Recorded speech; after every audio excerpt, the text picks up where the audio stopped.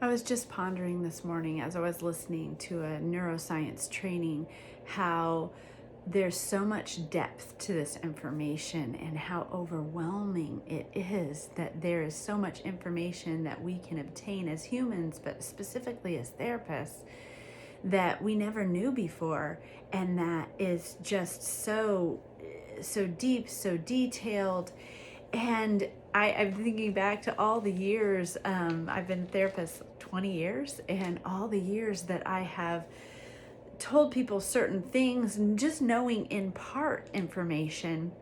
Maybe the information wasn't fully incorrect, but it wasn't probably as accurate or detailed as it could be. And so we're all just doing our best here, but my goodness, there's so much to learn and so much to offer to people and to ourselves for our own health and healing. My name is Monica Maurer. I am a licensed therapist, and I'm the founder of the Center for Transformation. We exist to partner with therapists to help you enhance your personal and professional growth. And I am the type of therapist who I want to grow. I want to grow personally. I want to grow. I think a good therapist has a therapist, and that we are always doing our work. And then I also think that a good therapist is able to continue learning and growing, whether that's through continuing education or books, curriculum, learning the most recent research and neuroscience and everything that our field has to offer us in order to help ourselves adapt and grow, and then also to offer that to our clients. So I'm super passionate about that, and I know if you found this video that you are passionate about it as well. So our goal as therapists is to do no harm, right? That is our creed. We don't want to do any harm. We want to always help people. Yet sometimes inadvertently we do harm not knowing it, and I think that could create some shame and insecurity, and those are the things I want to talk about in this episode today. Shame and insecurity are two things that can kind of knock us out as therapists. We know that shame, that Peter Levine says that shame is a parasympathetic brake. So if I'm going along in life and I'm feeling, my nervous system is good and I'm feeling calm, I'm feeling relaxed, I'm feeling engaged, but then shame comes in, it kind of knocks me out. It's also, I know Kurt Thompson says shame is spiritual warfare. It is a sense of us not being able to, when we are in shame and being stuck in shame, we are not able to actually fulfill our calling, our destiny, our purpose on the earth, because it limits and prohibits creativity. So shame is super negative, super difficult. And I always tell clients, it's like, we've got the problem, right? The thing that happened, or the thing that you experienced, or the thing that you do if it's addiction. And then we have the shame on top of it. And the shame is actually worse than that addiction or that trauma that you're trying to process, because it disables us from being able to function. And so when we think about that as therapists, when I was listening to that neuroscience thing today, and I was like, oh my gosh, I've told people this and this and this for this many years, and now I'm learning this extra depth to this subject that I never offered in. I could kind of get crumbled in shame, or I could be tender to weakness.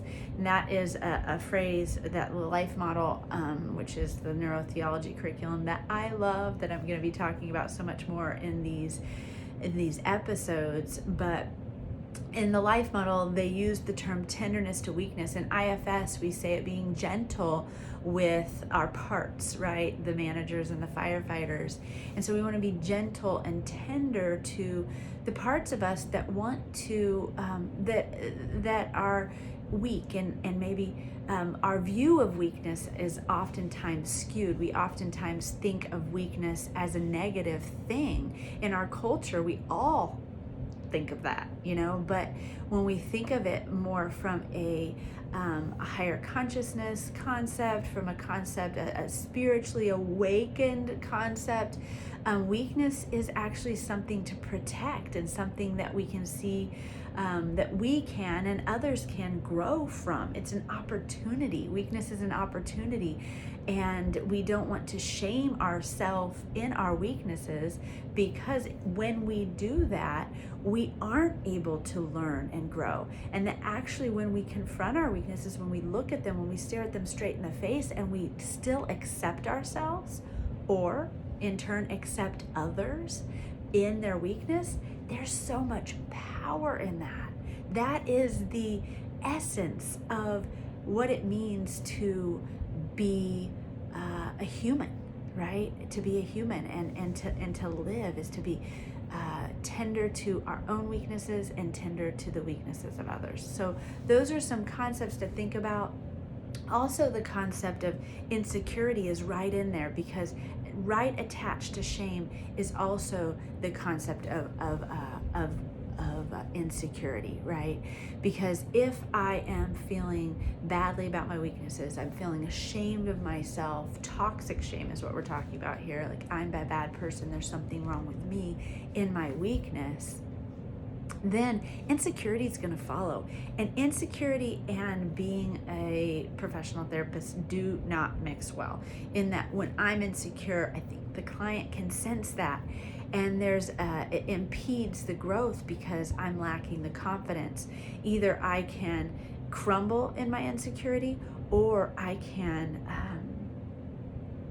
be so overwhelmed by it that I end up overcompensating and then becoming somewhat narcissistic, or having a false pride or arrogance, false confidence that I'm emitting, that is just throwing off the entire energy system. Because we know as therapists and just as humans that there's a lot more to our communication than the words we speak, a lot more. And so if that's true, then what's happening for us in our communications with other people is that we're all being impacted by the insecurity that's present in the room, even if it's not something I'm admitting to myself or admitting to the other person.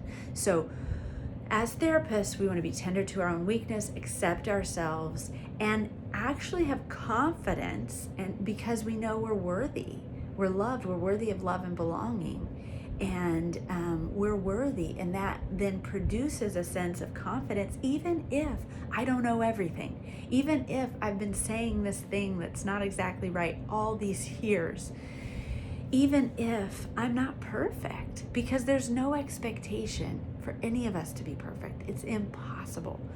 But we want to accept ourselves right where we are and get hunger toward growth, hunger toward continuing to be the best we can be, while we're accepting ourselves right where we are, not getting stagnant. And so when we confront shame and insecurity, when we radically accept ourselves, tenderly respond to our own weaknesses, we're gentle with ourselves, we actually find ourselves in a place where creativity can grow, where our passion for the things that we're good at can grow. And so it's about lowering the shame, lowering the insecurity, lowering the negative self-talk, and then moving into this place of accepting myself and getting in touch with my passions, my desires, the things inside of me that make me tick, that make me want to live and give back, and all of those things. So thank you for listening today. I look forward to seeing you on our next episode.